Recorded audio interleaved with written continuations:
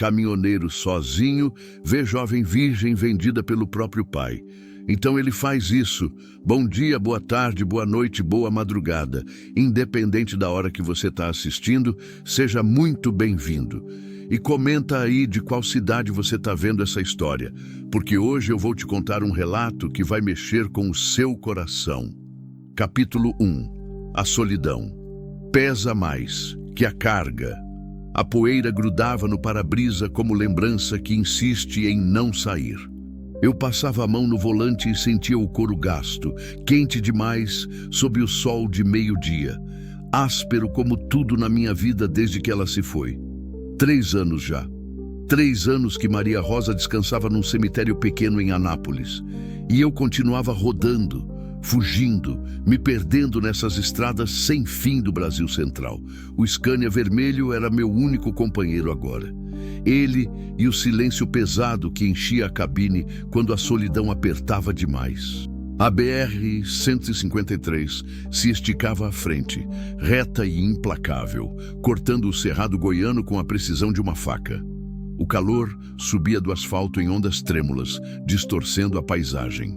Cheiro de diesel, de terra seca, de mato queimado. O rádio chiava uma música sertaneja antiga, dessas que falavam de amor e saudade.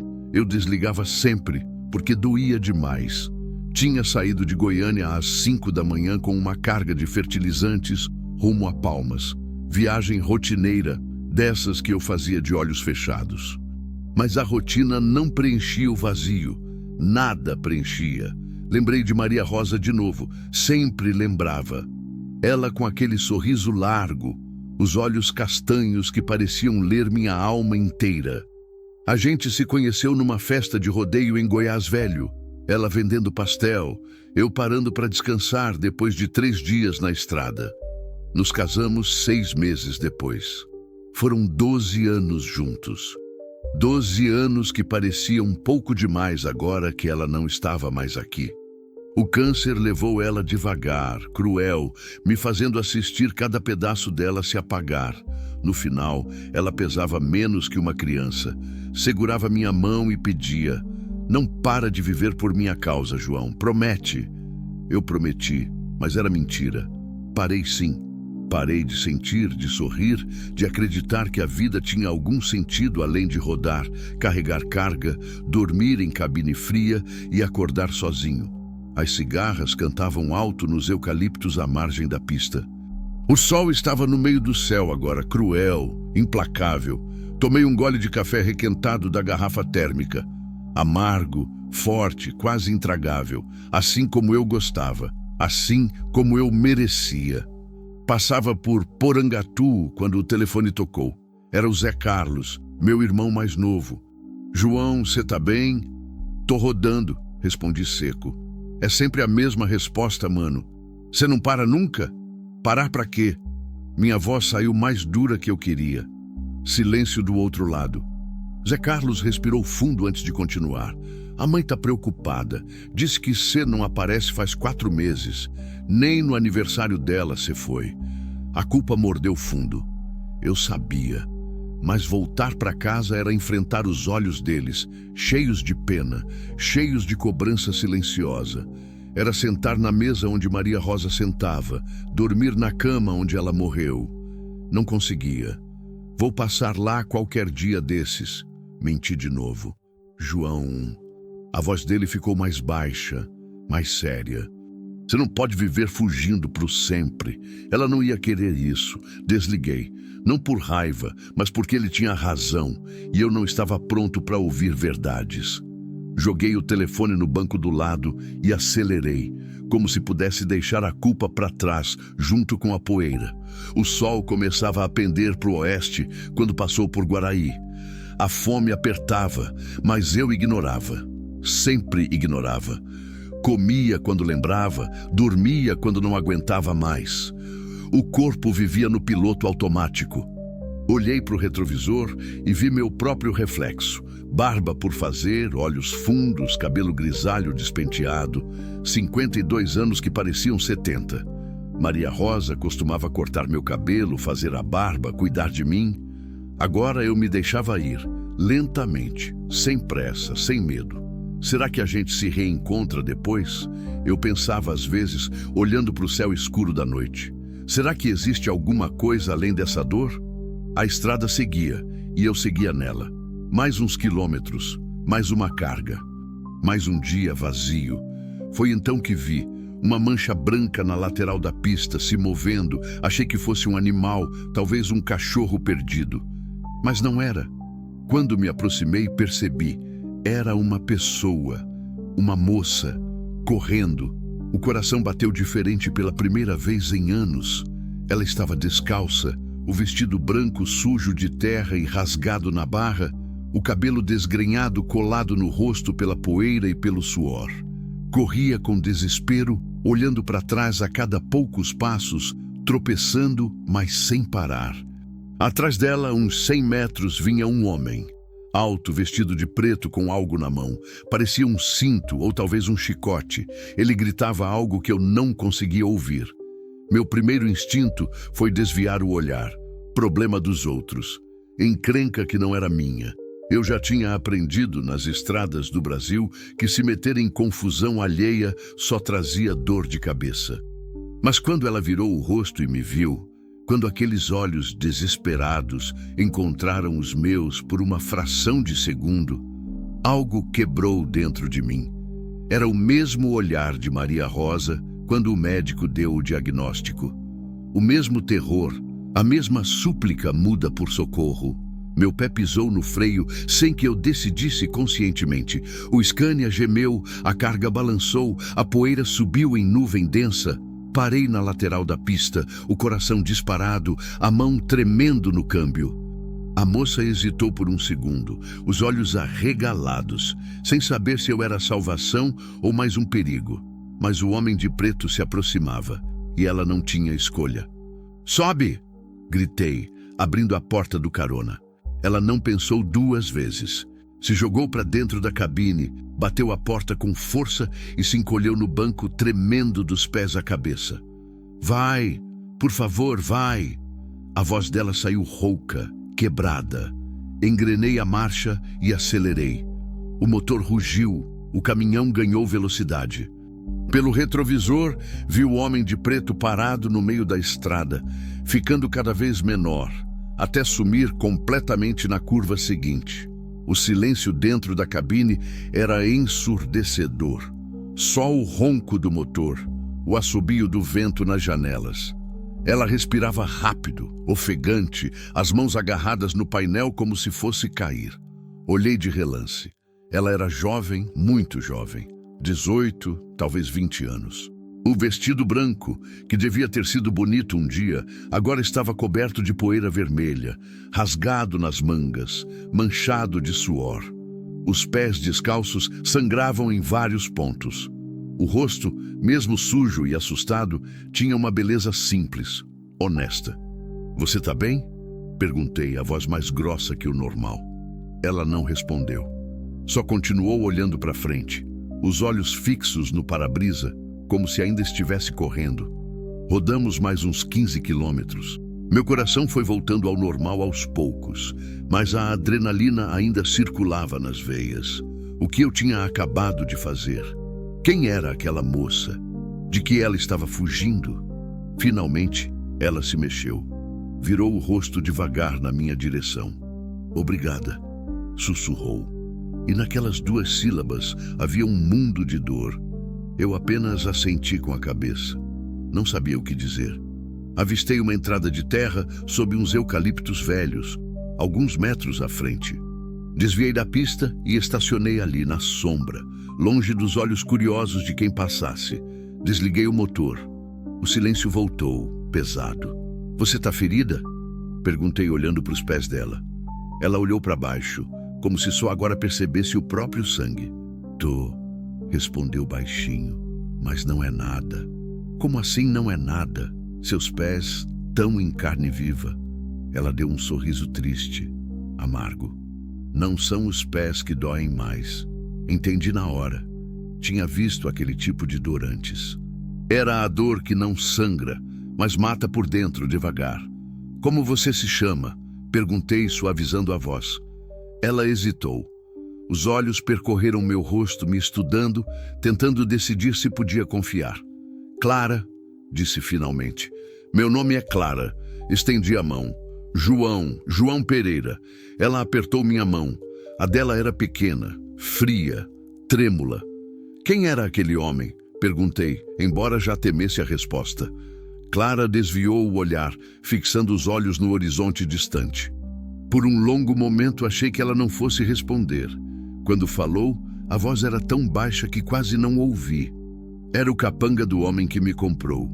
O sangue gelou nas minhas veias. Como assim? Comprou? Ela fechou os olhos. Uma lágrima solitária escorreu, deixando um rastro limpo na poeira que cobria seu rosto. Meu pai me vendeu. E naquele instante, sob a sombra dos eucaliptos, com o som distante das cigarras e o calor sufocante do cerrado, eu soube que minha vida tinha acabado de mudar de novo. Só que dessa vez não era para pior. Era para me lembrar que ainda havia algo dentro de mim capaz de sentir, não apenas dor, mas também raiva, indignação e um velho instinto protetor que eu achava ter morrido junto com Maria Rosa. Fim do capítulo 1. Tentar novamente, descer continue. Capítulo 2. O peso das palavras não ditas. As palavras de Clara ficaram suspensas no ar quente da cabine como fumaça de cigarro. Pesadas, sufocantes, impossíveis de ignorar. Meu pai me vendeu. Repeti aquilo na cabeça, tentando processar. Vendeu, como se vende gado, como se vende terra, como se uma filha fosse mercadoria que se troca por dinheiro. Seu pai... Comecei, mas a voz falhou. Limpei a garganta. Seu pai fez o quê? Clara mantinha os olhos fechados, a respiração ainda irregular. Quando os abriu, havia uma dureza ali que não combinava com aquele rosto jovem. Vendeu minha virgindade. Disse sem rodeios, sem vergonha, só com uma tristeza antiga demais para alguém tão novo. 20 mil reais. Foi o preço que o fazendeiro pagou. Senti a bile subir na garganta. Agarrei o volante com força, os nós dos dedos ficando brancos. Onde foi isso? Quando? Jataí. Ontem de noite. Ela passou a mão pelo rosto, limpando a poeira misturada com lágrimas secas. Meu pai, ele sempre foi ruim. Bebia, batia na minha mãe, até ela ir embora quando eu tinha 6 anos. Depois que ela fugiu, sobrou só eu para cuidar da casa, da roça, dele. A voz dela era monótona agora, como se estivesse contando a história de outra pessoa. Reconheci aquilo. Era a voz de quem teve que se proteger, criando uma distância entre a dor e as palavras. Quando fiz 18, ele começou a falar que eu tinha que ajudar, que estava na hora de eu dar o retorno por tudo que ele tinha feito por mim. Ela soltou um riso seco, sem humor, como se não me deixar morrer de fome fosse favor. Peguei a garrafa de água que estava no porta-objetos e ofereci.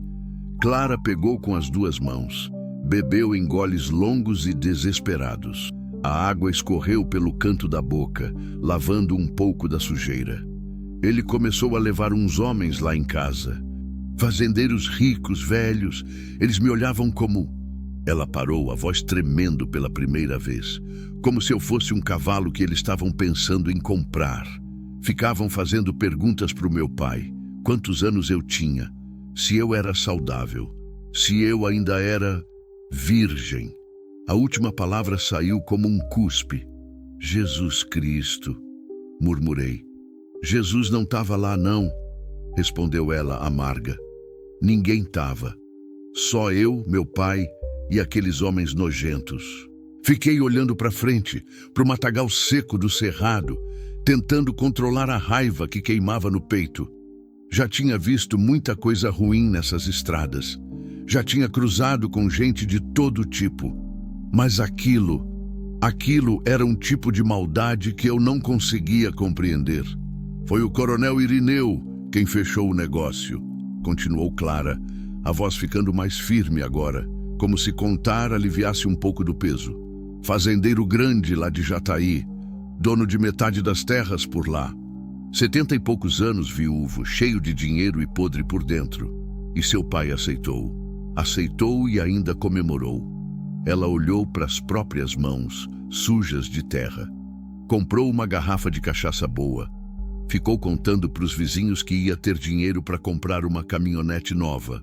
Nem escondia. Para ele era normal, era negócio. O nó na minha garganta apertou. Lembrei de Maria Rosa de novo. Ela também tinha fugido de casa. O padrasto dela tinha começado a entrar no quarto dela de noite, quando a mãe dormia. Maria tinha 15 anos. Fugiu com a roupa do corpo e nunca mais voltou. Foi assim que a conheci, numa rodoviária em Goiânia, sentada num banco com uma mochila velha, os olhos vermelhos de chorar. Ofereci um sanduíche, ela aceitou. Conversamos a noite inteira. 3 meses depois, estávamos casados. O que aconteceu ontem? Perguntei, embora já imaginasse a resposta. Clara respirou fundo, fechou os olhos por um momento. O coronel ia buscar eu de noite. Meu pai me trancou no quarto de tarde, disse que era para eu me preparar. Me deu um vestido branco novo, perfume barato, mandou eu tomar banho e ficar bonita. A voz dela tremeu de novo. Ele falou que era só uma noite, que depois eu ia estar livre, ia ter minha parte do dinheiro, ia poder ir para a cidade grande, arrumar emprego. Mas você não acreditou. Eu não sou burra. Ela me encarou e havia fogo naqueles olhos castanhos. Eu sei como essas coisas funcionam. Uma vez que você entra nessa vida, não sai mais. O coronel ia me usar e depois ia me passar para outros. Ou ia me prender na fazenda dele como se eu fosse posse dele. A palavra ficou pendurada no ar. Posse! Então eu fugi, continuou, e pela primeira vez desde que entrara no caminhão, um pequeno sorriso tocou seus lábios. Tinha uma janela pequenininha no quarto. Eu era magra, consegui passar. Saí de noite, quando meu pai estava roncando, bêbado. Peguei só o vestido que estava no corpo e corri. E o homem de preto, capanga do coronel, o Jeremias. Ela cuspiu o nome com nojo.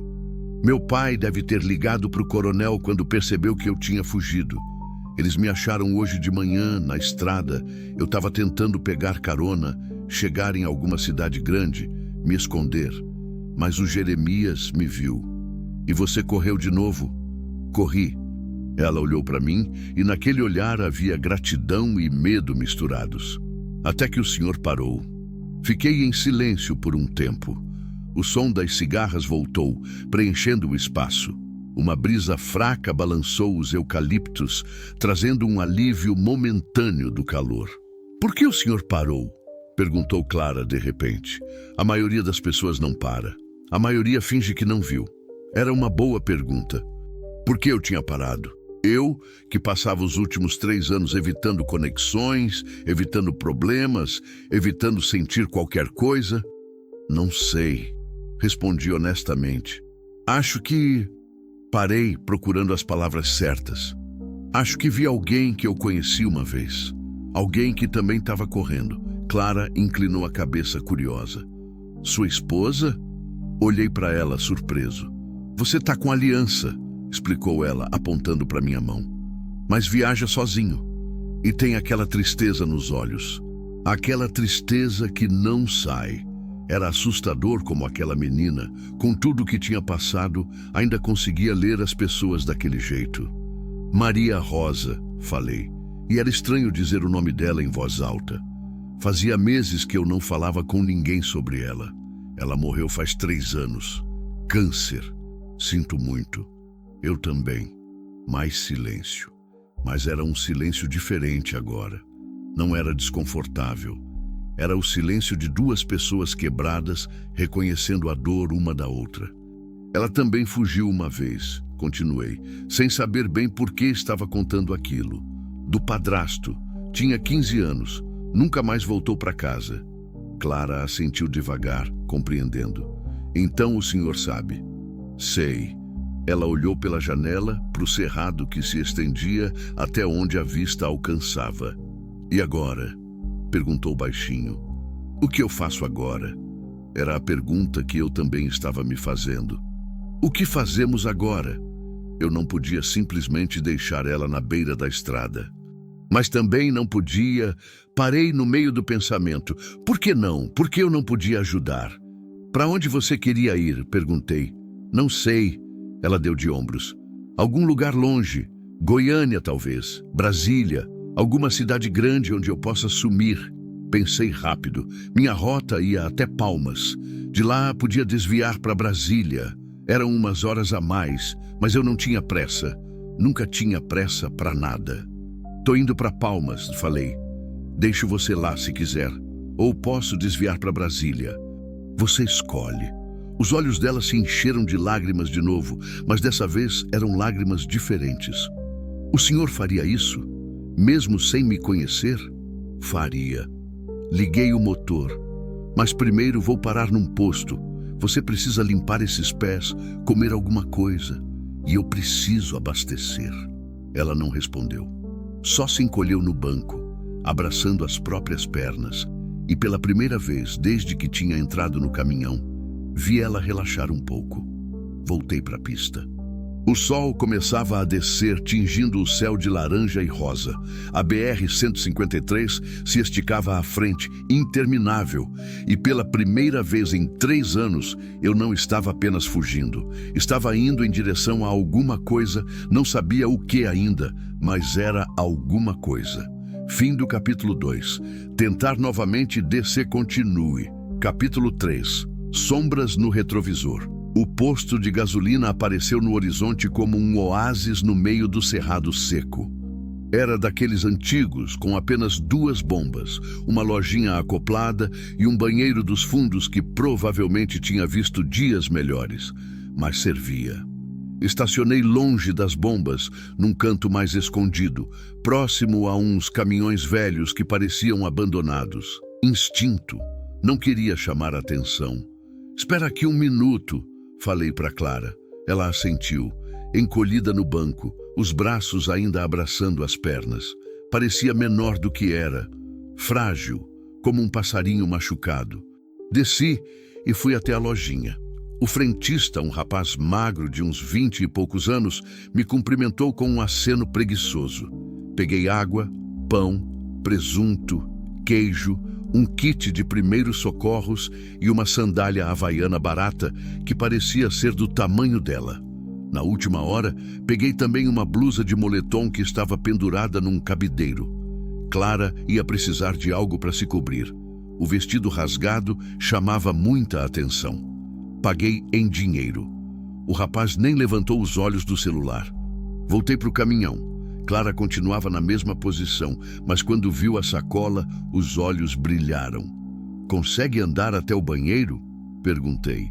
Fica ali atrás. Você pode se limpar, trocar de roupa.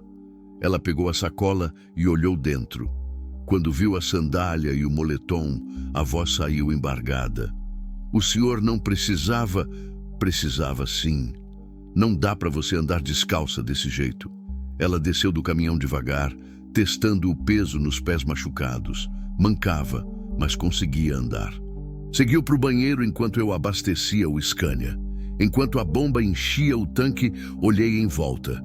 O posto estava quase vazio. Só mais 2 caminhões estacionados do outro lado. Os motoristas provavelmente dormindo nas cabines. O sol descia rápido agora e as sombras começavam a se alongar. Foi então que vi 2 faróis na estrada, ainda distantes, mas vindo na nossa direção. Uma caminhonete preta, grande, do tipo que fazendeiros ricos usam. O coração apertou.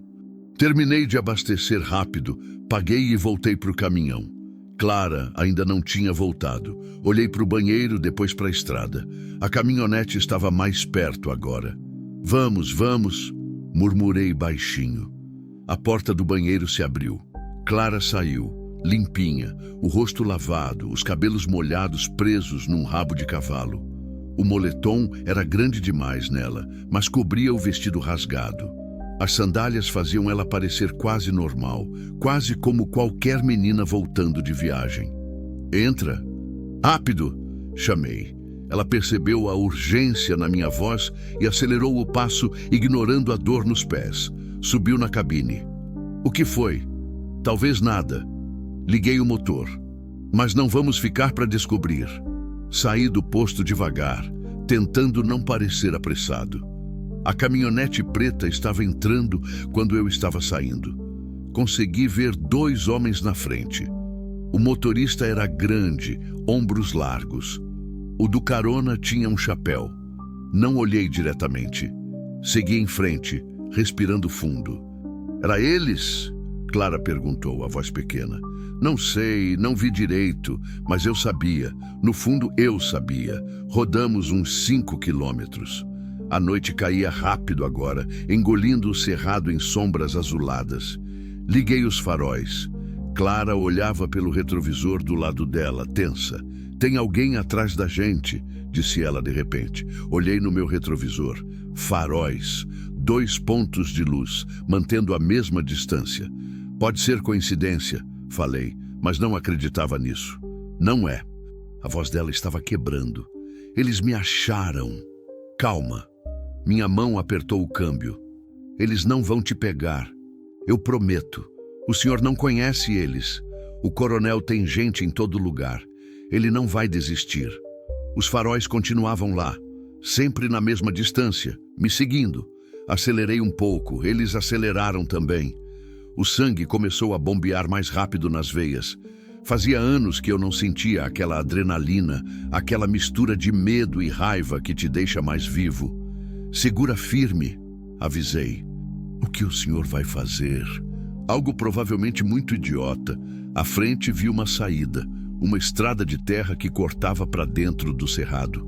Era velha, quase fechada pelo mato, daquelas que só quem roda por ali há muito tempo conhece. Eu tinha passado por ela 1000 vezes, nos tempos em que fazia essa rota semanalmente. Esperei até o último segundo. Quando a entrada estava quase passando, virei o volante bruscamente. O Scania gemeu, os pneus cantaram, a carga balançou perigosamente. Clara se agarrou no painel, sufocando um grito. Entramos na estrada de terra, levantando uma nuvem enorme de poeira vermelha. Olhei no retrovisor. A caminhonete tinha passado direto.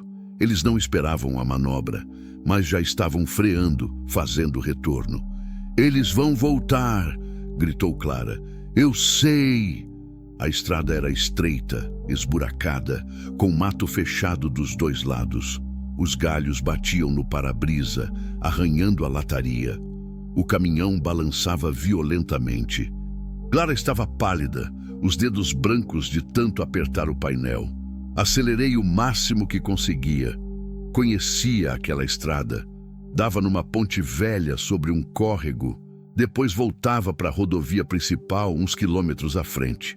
Se eu conseguisse chegar lá antes deles me alcançarem, os faróis da caminhonete apareceram atrás de novo. Eles eram mais rápidos na terra, mais ágeis. A distância diminuía. João! Clara gritou, apontando para frente. A ponte era de madeira, velha, estreita. Os mourões estavam podres em alguns pontos. Tinha uma placa caída que dizia carga máxima 5 toneladas. Meu caminhão carregado pesava pelo menos 20. Não tinha escolha. Segura firme, gritei. Pisei no acelerador. O motor rugiu. Entramos na ponte. O mundo virou som. A madeira rangendo, estalando, gemendo sob o peso. Senti a estrutura ceder um pouco, balançar. Clara segurou minha mão. Apertou forte, os olhos fechados. Por um segundo terrível, achei que a ponte fosse desabar. Senti as tábuas rachando embaixo dos pneus traseiros, mas aguentou. Atravessamos. Do outro lado, a estrada subia de novo, voltando para o cerrado. Olhei no retrovisor. A caminhonete tinha parado antes da ponte. Os faróis iluminavam a estrutura precária. Eles sabiam que não iam conseguir passar. O peso deles até ia, mas não iam arriscar. Vi a silhueta de um homem descendo. Mesmo na escuridão, dava para ver que ele estava furioso. Levantou o braço, gritou alguma coisa que eu não conseguia ouvir. Mas já estávamos longe. Continuei dirigindo, a respiração pesada, o coração ainda disparado. Clara largou minha mão devagar, abriu os olhos. A gente conseguiu? Acho que sim. Ela começou a rir. Era um riso nervoso, histérico, misturado com soluços. Cobriu o rosto com as mãos. Eu não acredito. Eu não acredito que a gente conseguiu. Eu também não. Passei a mão no rosto. Senti o suor frio. As mãos tremiam no volante. Uns 15 minutos depois, voltamos para a rodovia principal. Acendi as luzes de posição e segui em frente, mais devagar agora, tentando acalmar os nervos. Clara olhava pela janela, o rosto iluminado pelos postes esparsos da estrada. Ela tinha parado de chorar, mas ainda tremia um pouco. "Por que o senhor fez isso?" perguntou a voz baixa. "Por que arriscou?" Fiquei em silêncio por um tempo. Era uma boa pergunta. "Por que mesmo? Eu que tinha passado 3 anos evitando qualquer tipo de perigo, qualquer tipo de emoção. Porque um dia alguém também arriscou por quem eu amava", respondi finalmente. "E desde então, eu aprendi que tem coisas que a gente não pode deixar passar. Desespero é uma delas." Clara ficou me olhando por um longo momento. "Sua esposa, a Maria Rosa." "É. O que aconteceu com ela? Como ela fugiu?" Respirei fundo. Fazia 3 anos que eu não contava essa história para ninguém. "Ela tinha um padrasto", comecei, a voz saindo rouca. "Um filho da mãe que começou a entrar no quarto dela de noite. A mãe dela fingia que não via ou tinha medo de ver. Maria aguentou até os 15, aí fugiu. Pegou um ônibus para Goiânia com o dinheiro que tinha juntado escondido. E você? Eu estava voltando de viagem. Vi ela sentada na rodoviária 2 da manhã chorando. Ela tinha acabado o dinheiro, não tinha para onde ir." Sorri, lembrando. Ofereci um sanduíche. Ela aceitou. Conversamos a noite inteira. 3 meses depois, a gente casou. Clara sorriu também, pela primeira vez desde que tinha entrado no caminhão. Ela teve sorte de encontrar o senhor. Não. Minha voz saiu mais firme. Eu que tive sorte de encontrar ela. O silêncio voltou, mas era um silêncio bom agora. Confortável. Passava das 9 quando chegamos em Carolina. Cidade pequena, tranquila, às margens do Tocantins. Conheci uma pousada ali, simples, mas limpa, perto do rio. Parei em frente. A Dona Lourdes, era uma senhora gorda e simpática que me conhecia das minhas passagens antigas. "João, faz tempo, menino." Ela me abraçou. "E quem é a moça?" "Minha sobrinha." Menti rápido. "Clara. Tá indo comigo para Palmas." Dona Lourdes olhou para Clara com aqueles olhos de quem sabe quando alguém passou por maus bocados, mas não perguntou nada. "Tenho um quarto vago. Só um. Mas tem 2 camas." Clara me olhou, hesitante. "Tudo bem", falei. "A gente precisa descansar." O quarto era simples, 2 camas de solteiro, um ventilador de teto, uma janela que dava para o rio. Clara sentou numa das camas devagar, como se ainda não acreditasse que estava ali, segura. "Pode tomar banho, comer alguma coisa", falei, apontando para o banheiro. "Vou ficar aqui fora, organizar umas coisas do caminhão." "João", me virei. Ela estava me olhando com aqueles olhos castanhos, ainda inchados de tanto chorar. Mas havia gratidão ali. Gratidão e algo mais. Esperança, talvez. "Obrigada." Por tudo. Não soube o que dizer. Apenas assenti e saí. Lá fora sentei num banco de madeira de frente para o rio. A água corria escura e lenta, refletindo as poucas luzes da cidade. As cigarras cantavam. O ar estava mais fresco agora. Peguei o celular. Tinha 3 chamadas perdidas do Zé Carlos. Ignorei. Em vez disso, olhei para a foto de Maria Rosa que guardava na carteira. O sorriso largo, os olhos brilhando. Ela na nossa festa de casamento, com aquele vestido simples, branco, que ela mesma tinha costurado. "Será que foi você que mandou ela para mim?" Murmurei para o vento. "Será que você sabia que eu estava morrendo por dentro?" O rio não respondeu. Mas de alguma forma, ali sentado naquele banco velho, escutando o barulho da água, eu senti algo que não sentia fazia muito tempo: paz. E pela primeira vez em 3 anos, quando fechei os olhos, não vi apenas o rosto de Maria Rosa no leito do hospital. Vi também a estrada à frente, e era uma estrada que valia a pena seguir. Fim do capítulo 3. Tentar novamente. Desce continue capítulo 4. Fantasmas e confissões. Acordei com o canto dos pássaros. Uma luz suave entrava pela janela, pintando o quarto de tons dourados. Por um momento fiquei desorientado. Onde eu estava? Então lembrei. Carolina, a pousada, Clara. Olhei para a cama ao lado. Ela dormia profundamente, enrolada no lençol fino, o cabelo espalhado no travesseiro. Pela primeira vez, seu rosto estava relaxado, sem aquela tensão constante do medo. Parecia mais jovem ainda. Era quase uma criança. Me levantei devagar, tentando não fazer barulho. Meu corpo doía. As costas, o pescoço, os ombros. Não era mais jovem também. 52 anos pesavam depois de uma noite fugindo de capangas em estradas de terra. Fui até a janela. O rio Tocantins brilhava sob o sol da manhã, tranquilo, indiferente aos dramas humanos. Algumas canoas de pescadores já estavam na água, a vida seguindo seu curso natural. Pensei em Maria Rosa de novo. Sempre pensava, mas hoje era diferente. Não era só a dor, a saudade que sufocava.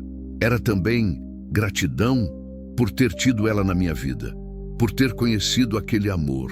E talvez, só talvez, por estar aqui agora, neste momento, ajudando outra pessoa que precisava.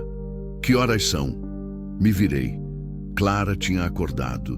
Se espreguiçava devagar, os olhos ainda meio fechados. Pouco mais de 6, respondi baixo. Pode dormir mais se quiser, não tô com pressa. Ela sentou na cama, abraçou os joelhos. O moletom estava amassado, grande demais. Ela parecia perdida dentro dele. Eu não acredito que dormi a noite toda, disse quase surpresa. Fazia semanas que eu não dormia direito. Você estava exausta. É. Ela olhou para a janela, para o rio. É bonito aqui. É. Carolina sempre foi um lugar calmo. Já parei aqui muitas vezes. Silêncio. O canto dos pássaros entrava pela janela junto com a brisa fresca da manhã. João, ela começou hesitante.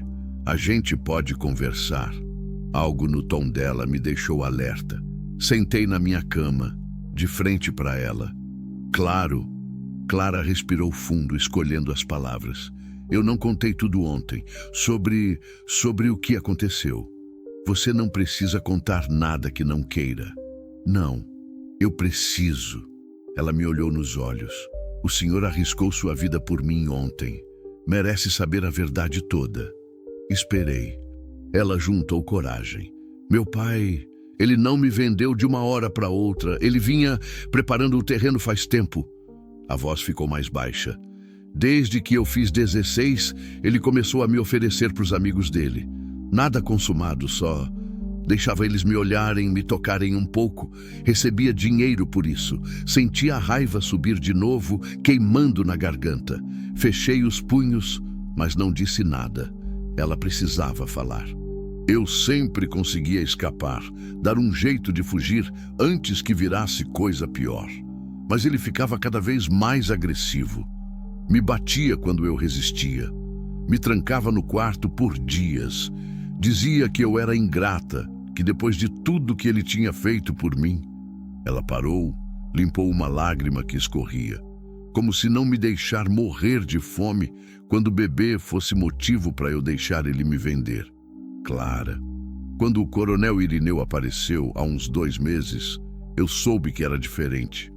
Ele não era como os outros. Ele era rico, poderoso. Meu pai viu a oportunidade de fazer muito dinheiro de uma vez. Fecharam o acordo. 20 mil reais pela minha virgindade e depois o coronel me empregaria na fazenda dele. Ela riu amargo. Empregar, como se eu fosse ter escolha depois. Por isso você fugiu. Por isso eu fugi. Ela enxugou mais lágrimas. Mas tem mais. O coronel, ele não é só um fazendeiro rico. Ele tem esquemas, tráfico de mulheres. Ele pega meninas do interior, pobres, sem família, e vende elas para outros estados, ou mantém elas trabalhando para ele em condições... A voz falhou. Eu ouvi conversas, vi coisas quando fui na fazenda dele com meu pai para conhecer o lugar.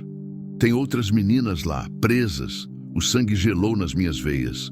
Você tem certeza disso? Absoluta. Os olhos dela estavam duros agora. Por isso ele não vai desistir de me pegar. Não é só o dinheiro, é que eu sei demais. Se eu for para a polícia... Você quer ir para a polícia? Ela deu um riso triste. E eles vão acreditar em quem? Na filha de um bêbado sem valor contra o homem mais rico da região? O coronel tem gente comprada em todo lugar. Polícia, juízes, prefeito. Ir para a polícia é assinar minha sentença de morte. Ela tinha razão. Eu sabia como funcionavam essas cidades pequenas. Poder e dinheiro compravam tudo, até a justiça. Então, o que você quer fazer? Clara ficou em silêncio por um longo tempo, olhando para as próprias mãos. Quero sumir, disse finalmente. Ir para bem longe, mudar de nome, começar de novo, como se a Clara do interior de Goiás nunca tivesse existido. E as outras meninas, as que ainda estão presas lá? Ela fechou os olhos, a dor evidente no rosto. Eu penso nelas todo dia, toda hora. Mas o que eu posso fazer? Sou só uma menina sozinha. Não tenho dinheiro, não tenho poder, não tenho nada. Entendi o peso que ela carregava. A culpa de escapar enquanto outras não podiam. Conhecia aquele sentimento. Maria Rosa também tinha carregado isso. Ela tinha 2 irmãs mais novas que ficaram na casa com o padrasto. Passou anos tentando tirar elas de lá, até conseguir quando a mais nova fez 18. Você tem coragem, falei. Isso já é muito. Não sei se tenho. Ela me olhou. Tenho medo, João. Muito medo. De eles me acharem. De eu acabar como mais uma das meninas do coronel. Ou pior, morta em alguma vala. Não vão te achar. O senhor não pode garantir isso. Não, mas vou fazer tudo o que estiver ao meu alcance para te proteger. Por quê? A pergunta saiu em um sussurro desesperado. Porque o senhor está fazendo isso por mim? A gente não se conhece. Eu sou ninguém. Me levantei, fui até a janela. Olhei para o rio, para as canoas dos pescadores. Há 3 anos, comecei, a voz saindo rouca. Eu fiquei sentado numa cadeira de hospital, segurando a mão de Maria Rosa enquanto ela morria. Foram 6 meses vendo ela definhar, sentindo ela escapar por entre os meus dedos, sem poder fazer nada. Nada. Clara ficou em silêncio, escutando. Quando ela finalmente se foi, eu morri também. Não fisicamente, mas por dentro. Continuei dirigindo, trabalhando, existindo, mas não estava vivo. Era só movimento sem propósito. Me virei para ela. Ontem, quando te vi correndo, desesperada, com aquele olhar, foi a primeira vez em 3 anos que eu senti alguma coisa. Não era só pena, era raiva, era indignação, era vontade de proteger, de lutar, coisas que eu achava que tinham morrido junto com ela. Caminhei até sentar na minha cama de novo, de frente para Clara. Você não é ninguém, Clara.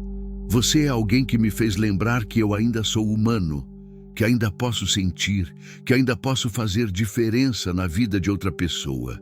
Minha voz falhou um pouco. Maria Rosa sempre dizia que Deus não manda anjos com asas. Ele manda pessoas quebradas para curar outras pessoas quebradas. Acho que ela tinha razão. As lágrimas escorriam livres pelo rosto de Clara agora. Ela se levantou, veio até mim e me abraçou. Foi um abraço apertado, desesperado, de alguém que precisava saber que não estava sozinha no mundo. Abracei ela de volta e pela primeira vez em 3 anos senti algo além do vazio. Sentimento. A gente vai dar um jeito, murmurei no cabelo dela. Juntos. Vou te levar para Brasília. Conheço gente lá, gente boa. Você vai poder recomeçar. E se eles aparecerem de novo? Então eu vou estar lá.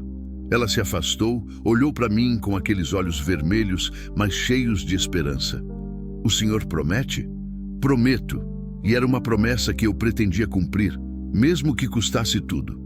Saímos da pousada depois do café da manhã. Dona Lourdes fez questão de preparar um caprichado. Tapioca, café forte, bolo de fubá, frutas. Clara comeu como se não visse comida fazia dias. Provavelmente não via mesmo. Vocês vão ficar bem, crianças, disse Dona Lourdes quando estávamos saindo, e havia algo na voz dela que parecia bênção. Deus protege quem precisa. Voltamos para a estrada. O dia estava lindo, o céu azul sem uma nuvem. O Scania ronronava satisfeito na pista. Clara ia ao meu lado, mais relaxada agora, olhando a paisagem passar. Nunca saí do estado de Goiás antes, comentou. Agora tô no Tocantins. Parece outro mundo. É e não é. Sorri. Brasil profundo é tudo parecido. Muda a paisagem, mas o povo é o mesmo. Sofrido, trabalhador, guerreiro. Como você conheceu esse Brasil todo? 28 anos de estrada. Bati no volante com carinho. Já rodei esse país de norte a sul. Já vi de tudo. Gente boa, gente ruim. Lugares lindos, lugares tristes. Mas sempre valeu a pena. Mesmo agora, depois de perder ela, fiquei em silêncio pensando. Sabe, Clara, eu passei 3 anos achando que não valia mais a pena nada. Que a vida tinha acabado junto com Maria Rosa. Olhei para ela, mas ontem, quando te vi correndo, quando decidi parar, acho que alguma coisa acordou em mim. Não sei se é a vida valendo a pena de novo, mas é algo. Um propósito, talvez. Ela sorriu. Era um sorriso pequeno, ainda frágil, mas era real. Então a gente está ajudando um ao outro. Acho que sim. Rodamos mais um pouco em silêncio confortável. Então Clara falou, a voz baixa. João, posso te perguntar uma coisa? Claro. Você ainda usa aliança, depois de 3 anos. Por quê? Olhei para minha mão no volante. A aliança de ouro gasta, marca de quase 15 anos no dedo. Não sei. Era a verdade. Acho que tirar ela seria como aceitar que acabou de vez. E eu ainda não tô pronto para aceitar isso. Mas acabou. Ela se foi. Eu sei. A voz saiu rouca. Mas enquanto eu usar essa aliança, é como se uma parte dela ainda tivesse aqui comigo. Viajando, vendo as estradas, conhecendo gente nova. Sorri triste. Sei que parece loucura. Não parece. Clara colocou a mão sobre a minha por um segundo. Parece amor. E talvez fosse só isso mesmo. Amor que não sabia para onde ir, então ficava ali, preso numa aliança de ouro, girando no dedo de um caminhoneiro viúvo que ainda aprendia a viver sem a outra metade. O dia seguia, a estrada também, e nós dois, quebrados à nossa maneira, seguíamos juntos. Fim do capítulo 4. Tentar, novamente, descer continue capítulo 5. Quando o passado alcança. A tarde caía sobre o Tocantins como um cobertor pesado de calor.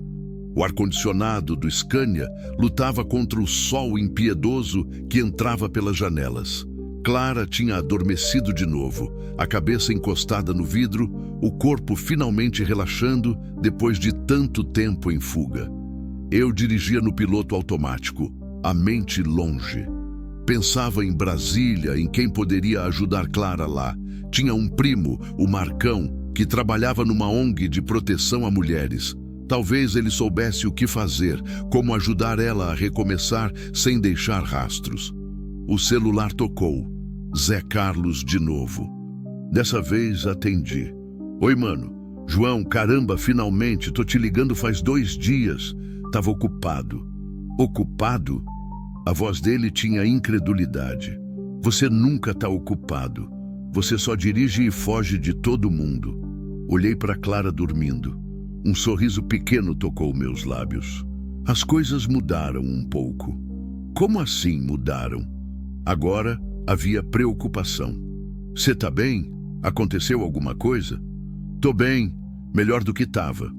Parei pensando em quanto podia contar. Zé, eu conheci alguém que precisava de ajuda. Tô levando ela para Brasília, silêncio do outro lado. Então, ela quem? Uma menina. Tava em situação ruim. Não posso falar muito por telefone. João, a voz dele ficou séria. Que tipo de situação ruim? O tipo que envolve gente perigosa, mas eu não ia deixar ela lá, Zé. Não podia. Outro silêncio. Conhecia meu irmão. Ele estava processando, tentando decidir se ia me dar sermão ou me apoiar. Você tá com problemas? Precisa de ajuda? Ainda não, mas talvez precise. Vou te ligar quando chegar em Brasília. João, pensa bem no que você está fazendo. Essas estradas não são seguras e se tem gente perigosa envolvida, eu sei o que estou fazendo. Sabe? A voz dele subiu um pouco. Porque nos últimos 3 anos você não sabia de nada. Você só fugia, mano. Fugia da gente, das lembranças, de tudo. As palavras doeram, mas eram verdade. Talvez eu ainda esteja fugindo, admiti. Mas dessa vez, tô fugindo para frente, não para trás. Ele ficou quieto por um momento. Então suspirou. Toma cuidado, tá? E me liga se precisar. Eu tô aqui. Valeu, mano. Desliguei. Olhei para o retrovisor por hábito. A estrada estava vazia atrás de mim, só o asfalto quente tremulando ao sol. Mas então vi um ponto escuro no horizonte, crescendo, uma caminhonete, preta. O estômago se apertou. Podia ser coincidência, podia ser qualquer um. A BR-153 era a rota de muita gente, mas eu sabia que não era. Acelerei um pouco. A caminhonete acelerou também. Clara, toquei no ombro dela suavemente. Clara, acorda. Ela abriu os olhos devagar, confusa. O que foi? Eles estão atrás da gente de novo. Ela se virou rapidamente. Olhou pelo retrovisor. O rosto empalideceu. Não, não pode ser. É. Como eles acharam a gente? Pensei rápido. O posto de gasolina. Eles deviam ter perguntado por ali. Alguém deve ter visto a gente. E essa era a única rota principal para o norte. Não importa como. Minha voz saiu firme. Importa é que a gente precisa sumir de novo. Para onde? A estrada é reta, não tem para onde ir. Ela tinha razão. A BR-153 ali era interminável, sem saídas, sem desvios. E a caminhonete era mais rápida que meu Scania carregado. Olhei para o painel, tanque cheio. Isso era bom. Olhei para frente. A uns 15 quilômetros, se minha memória não falhava, tinha um trevo. Uma saída para uma cidade menor. Se conseguíssemos chegar lá, segura firme, avisei. Vai ser mais uma viagem braba. Pisei no acelerador. O Scania ganhou velocidade, o motor rugindo. A carga balançava perigosamente. Clara se agarrou no painel, os olhos grudados no retrovisor. A caminhonete estava ganhando terreno, rápido. João, eles estão vindo muito rápido. Eu sei, 5 quilômetros, 4. A caminhonete cada vez mais perto. Conseguia ver agora. Eram 3 homens dentro. O motorista e 2 no banco de trás. 3 quilômetros. A caminhonete estava quase colada em mim agora. Um dos homens se debruçou pela janela. Tinha algo na mão. João, ele tem uma arma! Meu sangue gelou. Abaixa! Gritei. Clara se jogou no chão da cabine. Eu me abaixei o máximo que conseguia sem perder a visão da estrada. Um estampido. O vidro traseiro da cabine estilhaçou. Clara gritou. Você tá ferida? Não! Outro tiro. Esse acertou a lataria. O barulho ecoou dentro da cabine. 2 quilômetros pro trevo. Meu coração batia tão forte que eu ouvia o pulso nos ouvidos. As mãos suavam no volante. Tinha sido idiota. Tinha colocado Clara em perigo. Tinha colocado a mim mesmo em perigo. Mas não ia desistir. Quando eu fizer a curva, gritei para Clara, segura em tudo que puder. Ela assentiu do chão, o rosto pálido de terror. 1 quilômetro. A caminhonete tentou ultrapassar pela esquerda. Eu bloqueei. Ela tentou pela direita. Bloqueei de novo. Outro tiro. Esse passou raspando pelo retrovisor. 500 metros. Conseguia ver o trevo agora. A placa dizia Tupirama, 8 quilômetros, 100 metros. A caminhonete colou no meu para-choque traseiro. Tentavam me tirar da pista. 50 metros. Eu rezava. Não rezava fazia 3 anos, desde que Maria Rosa morreu. Mas agora rezava. Pedia ajuda, proteção. 10 metros. Virei o volante com tudo. O Scania gemeu, os pneus cantaram, a carga se deslocou perigosamente para o lado. Por um segundo terrível, achei que ia tombar, mas não tombou. Entramos na estrada secundária derrapando, levantando cascalho e poeira. A caminhonete tentou fazer a mesma curva, mas estava rápido demais. Passou direto, freou bruscamente, fez um cavalo de pau na pista principal. Ganhamos alguns segundos preciosos. Levanta! Gritei para Clara. Preciso que você olhe o mapa ali no porta-luvas.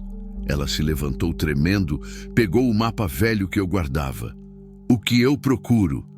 Estradas vicinais, atalhos, qualquer coisa que saia dessa reta.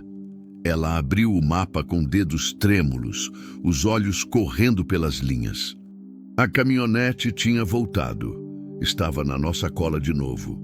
Tem uma estrada de fazenda, gritou Clara, daqui a 3 quilômetros, dizendo acesso restrito. Restrito é o cacete, vamos entrar. Acelerei o máximo. A estrada secundária era pior que a principal. Esburacada, estreita, com curvas fechadas. O Scania protestava a cada lombada. A caminhonete estava grudada em mim. Não atiravam mais. Provavelmente tinham acabado as balas ou estavam guardando. 2 quilômetros. 1. Vi a entrada. Uma porteira de fazenda trancada com corrente. Segura! Berrei. Não reduzi. Acelerei mais. Acertei a porteira em cheio. A corrente arrebentou. Os mourões de madeira voaram para os lados. O portão se escancarou. Entramos numa nuvem de poeira e estilhaços. A estrada agora era só terra batida, cheia de buracos, cercada por pasto dos dois lados. Mas seguia em frente, sumindo no horizonte. A caminhonete atravessou a porteira quebrada logo atrás. Mas então aconteceu. Um som horrível de metal rasgando. A caminhonete tinha passado por cima de um pedaço da corrente que ficou no chão. O pneu dianteiro estourou. Ela começou a rodar, descontrolada. Capotou uma vez, 2, 3. Finalmente parou de lado, fumegando, no meio do pasto.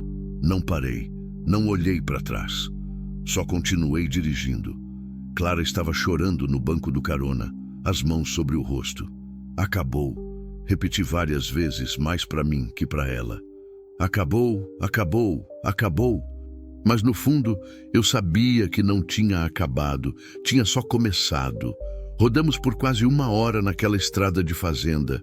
Passamos por porteiras abertas, por currais vazios, por casas simples onde crianças paravam de brincar para nos olhar passar com curiosidade. Finalmente a estrada deu numa cidadezinha minúscula. Não tinha mais que 20 casas, uma igrejinha branca, um mercadinho. A placa dizia Lagoa da Confusão, população 487. Parei na frente do mercado. Desliguei o motor. Por um longo momento, nenhum de nós se mexeu. Só ficamos ali, respirando, tentando acreditar que ainda estávamos vivos. Então Clara desabou. Começou a soluçar, alto, desesperado, todo o terror saindo de uma vez. Sem pensar, a abracei. Ela enterrou o rosto no meu peito e chorou, o corpo todo tremendo. Eu só segurei ela, acariciando o cabelo, repetindo que estava tudo bem, que tinham escapado, que eu não ia deixar nada acontecer com ela. Eles atiraram na gente. Ela soluçava.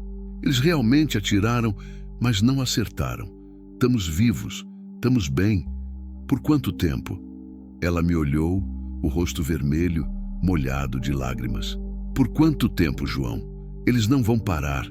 Não tinha resposta para isso, porque ela tinha razão. Um homem de idade saiu do mercado, magrelo, bronzeado, com chapéu de palha. Vocês estão bem? Perguntou preocupado. Ouvi uns barulhos estranhos lá longe. Pareciam tiros. A gente teve um problema na estrada. Falei seco, mas já passou. Ele olhou para o vidro traseiro estilhaçado do caminhão, para o meu rosto suado, para Clara chorando. Vocês precisam de ajuda? Posso chamar? Não. Fui firme. Não chama ninguém. A gente só precisa de um lugar para descansar um pouco. Tem algum lugar aqui? Tem a casa da Dona Maria. Ela aluga um quarto para os viajantes às vezes. Pode levar a gente lá? Ele hesitou, mas assentiu. Seguimos o homem até uma casinha simples de madeira pintada de azul. Uma senhora gorda e simpática nos recebeu na porta. Dona Maria, esses moços precisam de um lugar para descansar, explicou o homem. Ela olhou para a gente e, como Dona Lourdes, vi que ela entendeu que algo estava muito errado, mas não perguntou. Entrem, disse apenas. O quarto era minúsculo, quase não cabia a cama de casal, mas estava limpo, cheirava a alfazema, tinha uma janelinha que dava para os fundos. Vou fazer um chá para vocês, disse Dona Maria. E tem comida se quiserem. Quando ela saiu, me sentei na cama. As pernas tremiam, a adrenalina estava passando, deixando só o cansaço e o medo. Clara sentou ao meu lado. Ficamos ali, em silêncio, ouvindo o vento bater na janela. A gente quase morreu. Ela sussurrou. Mas não morreu. E se da próxima vez... Não vai ter próxima vez. Segurei o rosto dela, obrigando ela a me olhar. Amanhã a gente sai bem cedo, antes do sol nascer. Vou ligar para o meu primo em Brasília, explicar a situação. Ele vai saber o que fazer. Tem gente que ajuda em casos assim. E se não ajudar? E se ninguém puder fazer nada? Então eu vou fazer. Mas você é só um caminhoneiro, João. Só um homem. Não pode lutar contra o coronel sozinho. Ela tinha razão. Eu era só um caminhoneiro viúvo de 52 anos, cansado, machucado pela vida. Mas também era um homem que tinha prometido proteger essa menina. E era um homem que, pela primeira vez em 3 anos, tinha algo pelo que valia a pena lutar. Talvez eu não possa, falei, a voz baixa, mas firme. Mas vou tentar, porque é o certo a fazer. Clara me abraçou de novo, apertado. E ali, naquela casinha perdida no meio do nada, no coração do Brasil profundo, 2 solitários se agarraram um ao outro. Porque às vezes, quando o mundo inteiro parece contra você, tudo que você tem é outra pessoa igualmente quebrada. E às vezes, isso basta. Fim do capítulo 5. Tentar novamente descer continue capítulo 6. O preço da redenção. A noite caiu sobre Lagoa da Confusão como um manto de chumbo. Dona Maria trouxe o chá prometido. Erva cidreira com folha de laranjeira. Quente e reconfortante. Trouxe também um prato de arroz com frango e feijão tropeiro que ela insistiu que comêssemos. Gente com problema precisa comer, disse ela com aquela sabedoria simples do interior. Barriga vazia não resolve nada. Comemos em silêncio, sentados na mesinha pequena da cozinha. Clara devorou a comida como se não visse um prato de comida de verdade fazia semanas. Provavelmente não via mesmo. Depois, Dona Maria nos deixou sozinhos. Antes de sair, colocou a mão no meu ombro. Não sei que problema vocês têm, moço, mas vi muita coisa na vida. Seus olhos eram bondosos, mas havia dureza ali também. Quando a gente faz o certo, Deus dá um jeito de abrir caminho. Pode não ser o caminho que a gente quer, mas sempre tem um caminho. Ela saiu, deixando aquelas palavras penduradas no ar. Clara e eu voltamos para o quarto. A noite estava quente, abafada. O vento tinha parado completamente. Só se ouvia o canto das cigarras lá fora e, mais distante, o latido de algum cachorro. Sentei na beira da cama. Meu corpo doía inteiro. As costas, os ombros, as mãos ainda tensas de tanto apertar o volante. Clara se sentou ao meu lado, os joelhos dobrados contra o peito. João, ela começou, a voz baixa. Eu tenho medo. Eu sei. Não. Ela balançou a cabeça. Não é só medo deles me pegarem. É medo do que vai acontecer depois. Se a gente conseguir chegar em Brasília, se eu conseguir recomeçar, como eu vou viver com isso? Com o quê? Com a culpa. As lágrimas voltaram silenciosas, escorrendo devagar. Tem outras meninas lá, João, na fazenda do coronel. Meninas como eu, ou piores, presas, sendo usadas.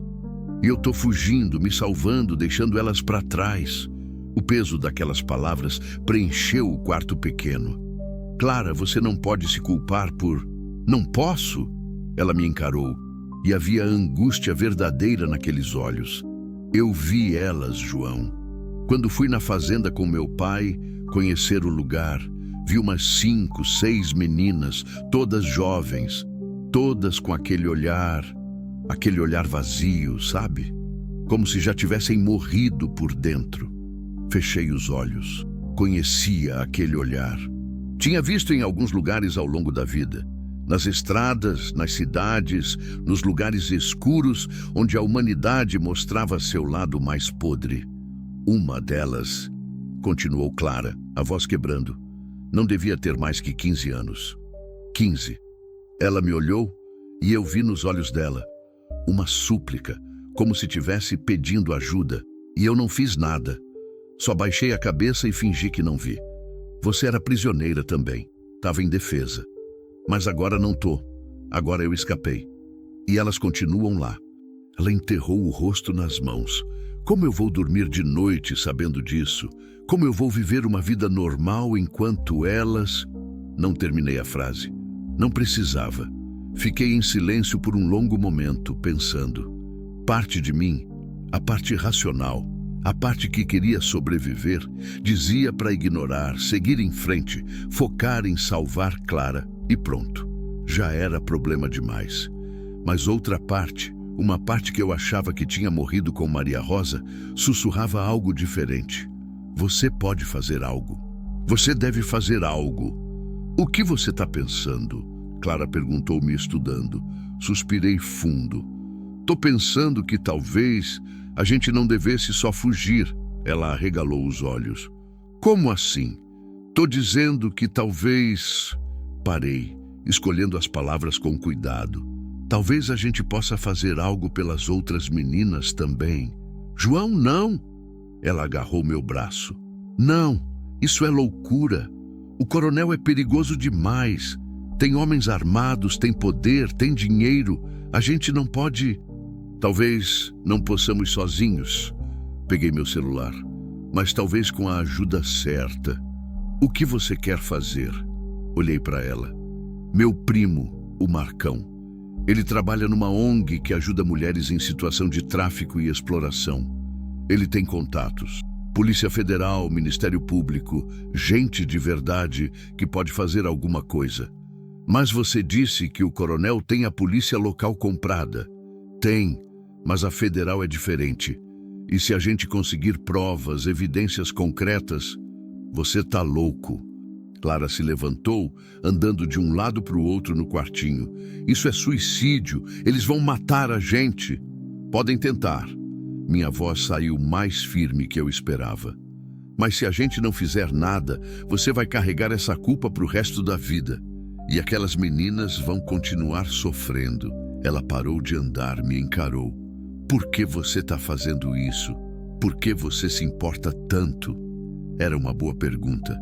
Por que mesmo? Me levantei, fui até a janela.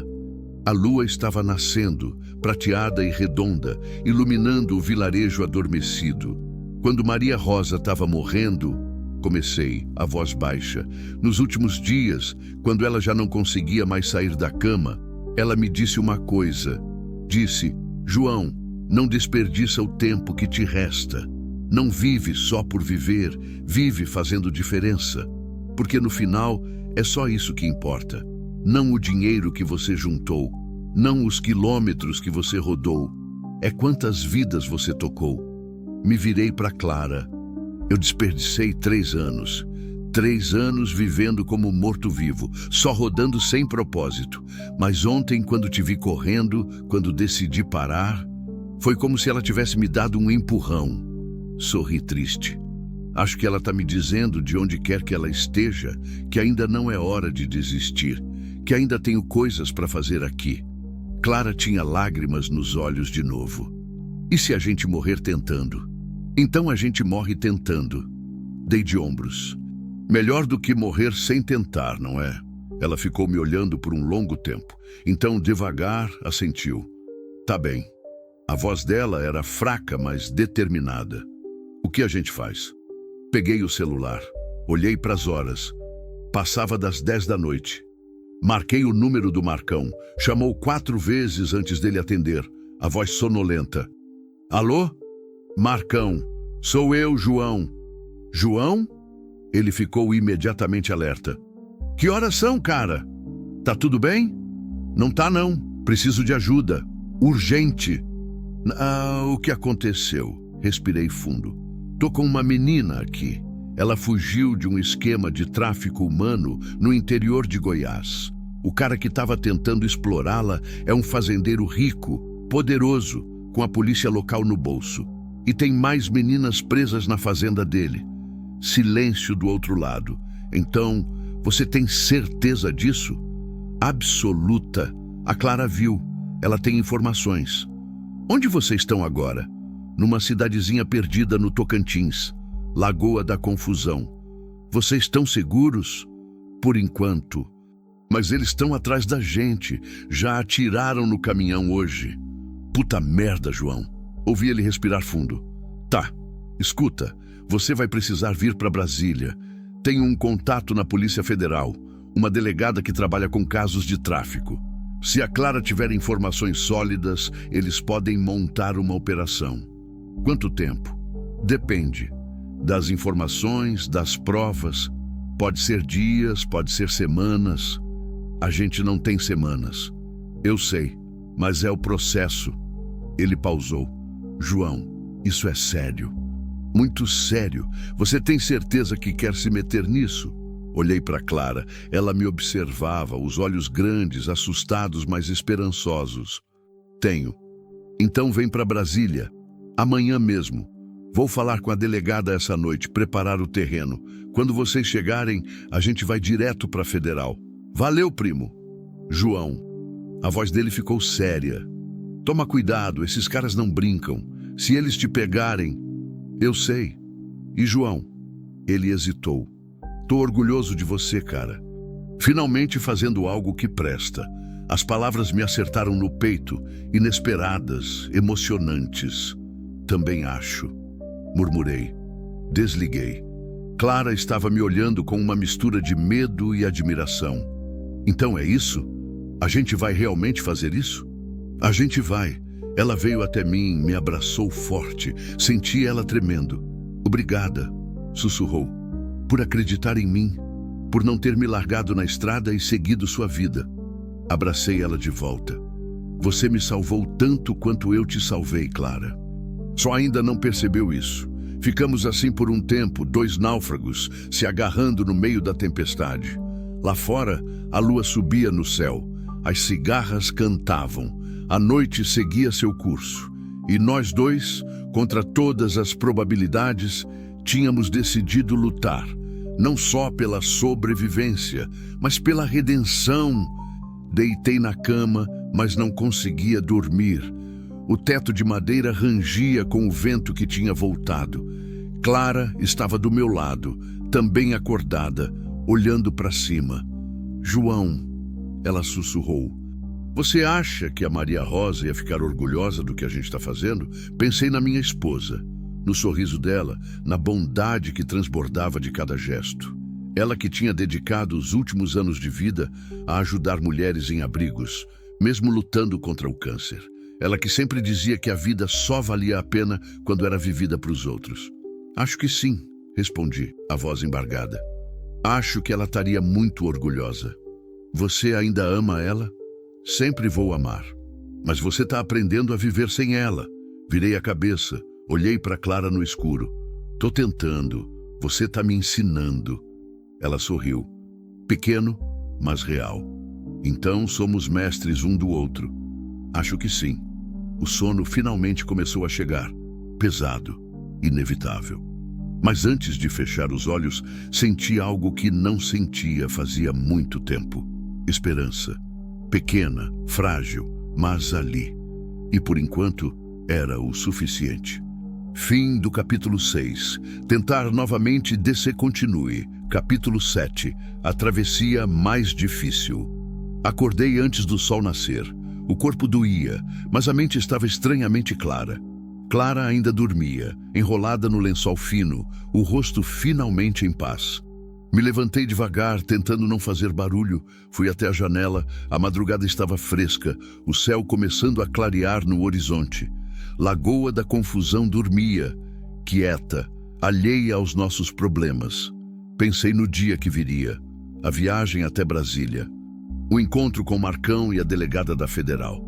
Clara contando tudo, revivendo os horrores, e depois viria a parte mais difícil, a operação, a invasão da fazenda, o resgate das meninas e o coronel Irineu. Um arrepio percorreu minha espinha. Eu não era herói, era só um caminhoneiro cansado que tinha decidido fazer a coisa certa, mas a coisa certa, descobri, frequentemente vinha com um preço alto. Você não dormiu? Me virei. Clara tinha acordado, me observava da cama. Dormi um pouco. Senti mal. Ela se sentou, passou a mão pelo cabelo bagunçado. Tá com medo? Tô. Eu também. Fomos honestos um com o outro desde o início. Não tinha sentido parar agora. A gente pode voltar atrás, falei. Ainda dá tempo. A gente esquece a Federal, esquece as outras meninas e simplesmente te esconde em Brasília. Muda seu nome, arruma um emprego, recomeça. Clara me olhou por um longo momento. É isso que você quer? Não. A resposta saiu antes que eu pudesse pensar. Ah, mas é a coisa mais segura. Desde quando a gente está escolhendo o seguro? Ela deu um sorriso triste. Fugir na janela não era seguro. Pular no seu caminhão não era seguro. Atravessar aquela ponte podre não era seguro. Mas a gente fez mesmo assim. Ela tinha razão. Então vamos até o fim? Vamos até o fim.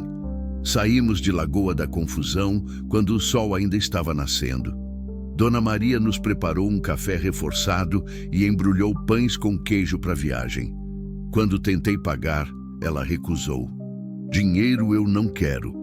Colocou a mão no meu braço, apertou com força surpreendente para alguém tão pequena. Só quero que vocês fiquem bem e que façam o certo, seja lá o que for. Como a senhora sabe que a gente vai fazer o certo? Ela sorriu, os olhos brilhando. Porque vi nos olhos de vocês dois, vi gente correndo a vida toda, mas também vi gente decidindo parar de correr. Olhou para Clara. Você é forte, menina, mais do que imagina. E você, olhou para mim, finalmente voltou a viver. Não joga isso fora. Abracei aquela senhora desconhecida que em menos de 12 horas tinha nos dado mais do que abrigo. Tinha nos dado esperança. A BR-153 se estendia à nossa frente, reta e implacável. O Scania ronronava satisfeito, apesar do vidro traseiro quebrado e dos buracos de bala na lataria. Era um guerreiro, aquele caminhão, assim como nós. Clara ia quieta ao meu lado, olhando a paisagem. O cerrado dava lugar gradualmente a outras formações. Estávamos nos aproximando do Distrito Federal. Conta mais sobre a fazenda, pedi depois de um tempo. Tudo que você lembra. A Polícia Federal vai precisar de detalhes. Ela respirou fundo, preparando-se para reviver. Fica nos arredores de Jataí, uns 40 quilômetros da cidade. É grande, bem grande, gado, plantação de soja, tudo legal por fora. A casa grande é branca, colonial, linda até. E as meninas? Ficam numa construção separada nos fundos. Parece um alojamento comum, sabe? Como os que os peões usam, mas tem trancas nas janelas e sempre tem um guarda na porta. Quantos guardas você viu? Pelo menos 5 ou 6, todos armados. O Jeremias, aquele que me perseguiu, era um deles. E o coronel? Ele mora na casa grande. Sempre tem gente indo e vindo. Políticos, empresários. Ele faz festas, recebe visitas. Por fora é um homem respeitado. A voz dela ficou dura. Mas nos fundos, onde ninguém vê, ele mantém aquelas meninas presas. Você falou com alguma delas? Falei com uma, a mais nova, a de 15 anos. Ela se chama Isabela. Clara fechou os olhos, lembrando. Ela estava na cozinha quando meu pai me levou lá. Aproveita que ninguém estava vendo e me puxou pelo braço. Disse, foge. Foge enquanto pode. Depois que você entra, não sai mais. Foi quando eu percebi que tinha que fugir. Que se eu deixasse meu pai me entregar para o coronel, minha vida acabava ali. Essa Isabela, de onde ela é? Não sei. Ela não teve tempo de contar. Um dos guardas apareceu e ela voltou correndo para o trabalho. Guardei cada detalhe na memória. A federal ia precisar de tudo isso. Clara, você sabe se o coronel tem compradores? Gente que ele vende as meninas? Ela assentiu, o rosto pálido. Eu ouvi ele falando com meu pai sobre como tinha clientes em outros estados. São Paulo, Rio, até fora do país. Ele dizia que as meninas eram produto de qualidade, que ele cuidava bem antes de entregar. A náusea subiu na minha garganta. Produto, como se fossem coisas. Ele é um monstro, murmurei. É, e monstros não caem sozinhos. Clara me olhou. Você tem certeza que a Polícia Federal vai conseguir fazer alguma coisa? Ele é rico, poderoso. O Marcão disse que a delegada é brava, que ela já derrubou gente grande antes. Se a gente der as informações certas, se ela conseguir montar uma operação sólida e se não conseguir, não tinha resposta para isso. Chegamos em Brasília no início da tarde. A capital federal se erguia no horizonte com seus prédios modernos, suas avenidas largas, seu ar de importância burocrática. Liguei para o Marcão. Ele atendeu no primeiro toque. João, onde vocês estão? Entrando na cidade. Eixo monumental. Ótimo. A delegada Sofia está esperando vocês. Vem direto para a Superintendência da Federal no setor policial sul. A gente vai agora? Agora. Quanto antes vocês derem o depoimento, melhor. Desliguei. Olhei para Clara. Tá pronta? Não. Ela deu um sorriso nervoso. Mas vamos assim mesmo. A Superintendência da Polícia Federal era um prédio imponente, sério, cheio de seguranças e câmeras. Marcão nos esperava na entrada. Um homem grande, barrigudo, com barba e sorriso largo. Me abraçou forte. Caramba, mano, você tá diferente. Tô? Tá. Tá vivo de novo. Clara ficou acanhada ao meu lado. Marcão se virou para ela, suavizou a voz. Você deve ser a Clara. Prazer, sou Marcão, primo do João. Estendeu a mão. Você foi muito corajosa. O que você tá fazendo não é fácil. Obrigada, ela sussurrou. Vem, a delegada Sofia tá esperando. Subimos até uma sala no terceiro andar. Paredes brancas, mesa grande de reuniões, cadeiras desconfortáveis e uma mulher. Delegada Sofia Mendes era diferente do que eu esperava. Jovem, talvez 40 anos, baixinha, de óculos, mas quando ela nos cumprimentou, vi o aço nos olhos dela. Essa era uma mulher que não aceitava não como resposta. João, Clara, sentem-se. Sua voz era firme, mas gentil. Marcão me contou um pouco da situação, mas preciso ouvir tudo de vocês, principalmente de você, Clara. Clara se sentou, as mãos tremendo um pouco. Eu sentei ao lado dela, segurei sua mão por baixo da mesa. Pode começar, encorajei. E ela começou. Contou tudo. Desde o começo, o pai abusivo, os homens sendo trazidos para avaliar ela, o coronel Irineu, a venda, a visita à fazenda, as meninas que ela viu, a fuga. Sofia ouvia em silêncio, tomando notas. Não interrompia, não julgava, só absorvia cada palavra. Quando Clara terminou, quase uma hora depois, estava exausta. Lágrimas escorriam silenciosas pelo rosto. Sofia tirou os óculos, limpou devagar. Clara, você tem noção do que acabou de me dar? Clara balançou a cabeça, confusa. Prova suficiente para abrir uma operação federal completa. Sofia se inclinou para frente. Tráfico de pessoas, cárcere privado, exploração sexual, corrupção de autoridades locais. Isso é grande, muito grande. Então vocês vão fazer algo? Perguntei. Vamos, mas preciso de mais detalhes. Localização exata da fazenda, descrição física dos guardas, layout do lugar. Clara, você consegue desenhar um mapa do que viu? Acho que sim. Sofia chamou um agente. Trouxe papel e caneta. Clara começou a desenhar, as mãos tremendo, mas determinadas. A casa grande, o alojamento das meninas, os portões, as áreas de vigia. Enquanto ela desenhava, Sofia se virou para mim. Você sabe no que está se metendo? Sei. O coronel Irineu não é qualquer um. Ele tem conexões, dinheiro, poder. Quando a operação acontecer, ele vai vir atrás de vocês com tudo. E a proteção de testemunhas? Existe, mas leva tempo para processar.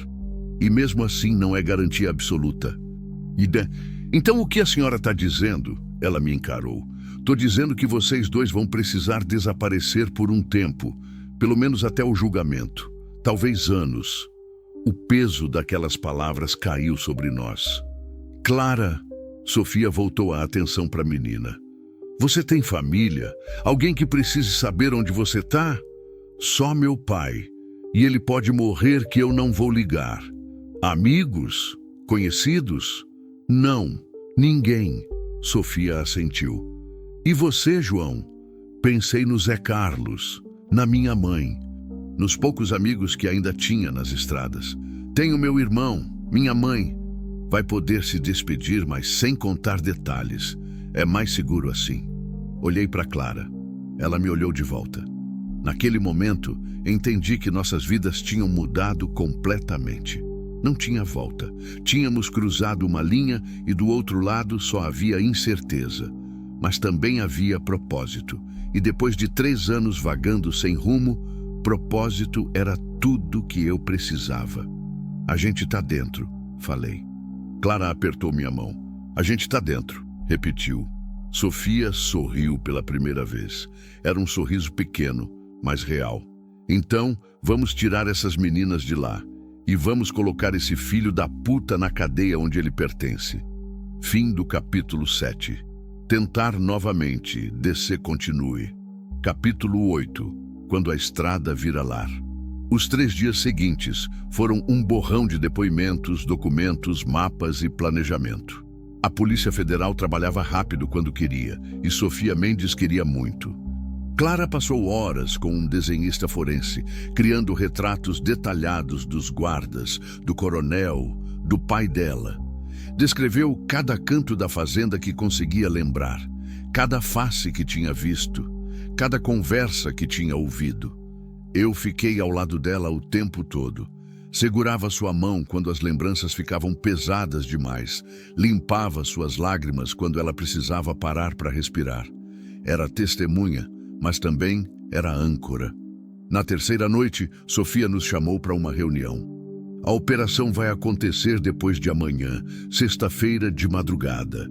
Ela espalhou fotos e mapas sobre a mesa. Vamos entrar com 20 agentes, apoio tático, mandado de busca e apreensão. Vamos resgatar as meninas e prender todos os envolvidos. E o coronel? Perguntei. Vai ser preso, junto com os guardas, seu pai, Clara e qualquer um que encontrarmos envolvido no esquema. Sofia fez uma pausa. Mas vocês dois não podem estar lá. É perigoso demais. Vão ficar numa casa de apoio, com proteção policial, até tudo acabar. Clara balançou a cabeça imediatamente. Não, eu preciso estar lá. Clara, não. Sua voz ficou firme, uma firmeza que eu ainda não tinha ouvido. Aquelas meninas precisam ver um rosto amigo. Alguém que passou pelo mesmo que elas. Alguém que entende. Se vocês chegarem lá só com policiais, elas vão ter medo. Não vão confiar. Sofia suspirou.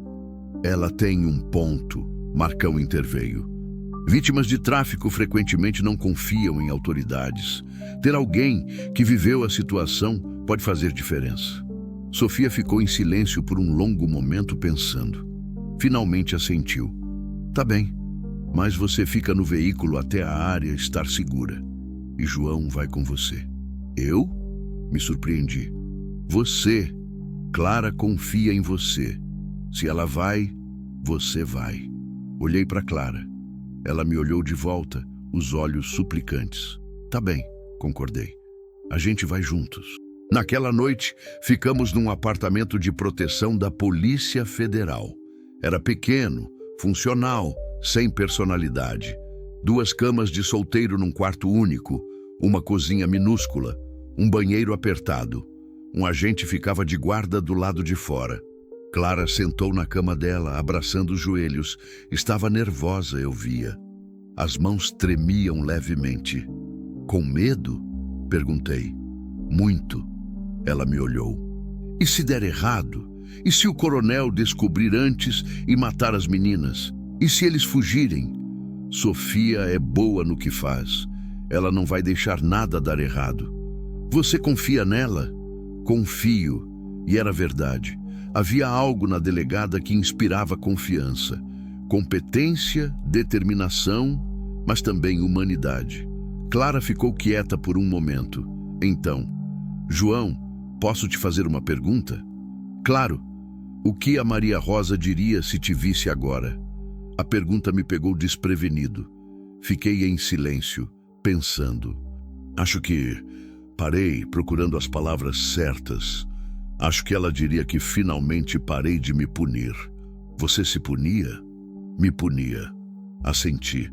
Nos últimos meses com ela, quando o câncer já tinha vencido, eu fui para a estrada mais vezes do que devia. Pegava viagens longas, ficava fora semanas, dizia que era pelo dinheiro, pelos tratamentos. Mas a verdade é que eu não aguentava ver ela definhar. Era covarde demais para ficar e testemunhar. As lágrimas vieram, inesperadas, quentes. Quando ela morreu, eu não estava lá. Estava a caminho, voltando de uma viagem. O Zé Carlos ligou, disse que ela tinha pedido por mim até o último momento, mas eu não cheguei a tempo. Minha voz quebrou. Ela morreu sozinha, Clara, pedindo por mim, e eu não estava lá. Clara veio até minha cama, sentou ao meu lado. Colocou a cabeça no meu ombro. Você acha que ela te culpava? Não sei. Acho que não, mas eu me culpo. E por isso você rodava sem parar. Para fugir da culpa. Para fugir de tudo. Da culpa, da dor, das lembranças. Limpei as lágrimas.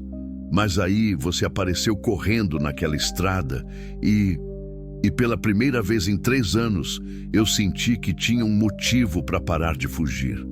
Clara levantou a cabeça, me olhou. Você me salvou, João.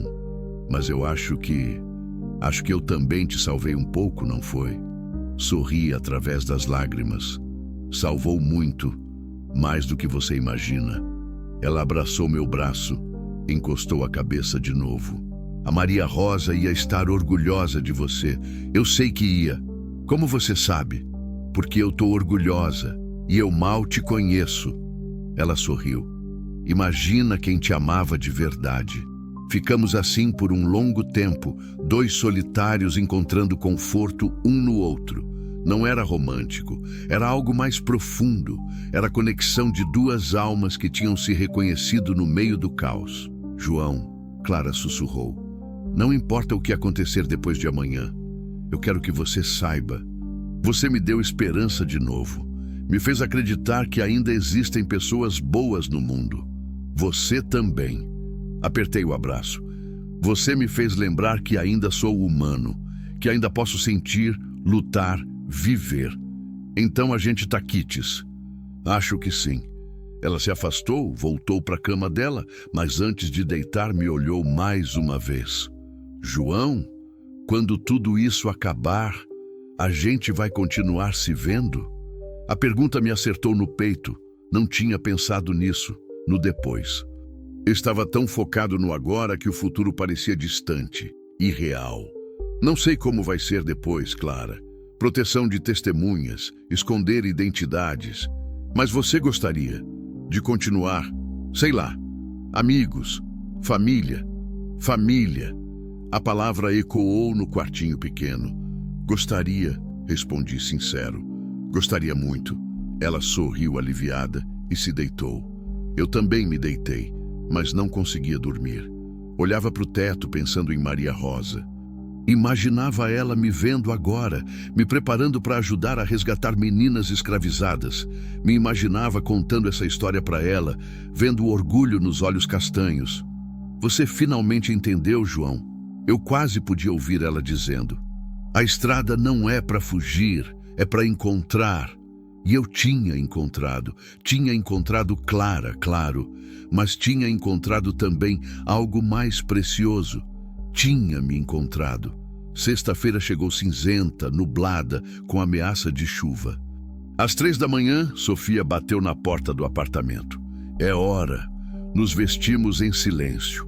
Clara estava pálida, mas determinada. Eu estava tenso, todos os músculos alertas. Não era mais só uma fuga, era confronto direto. O comboio era impressionante.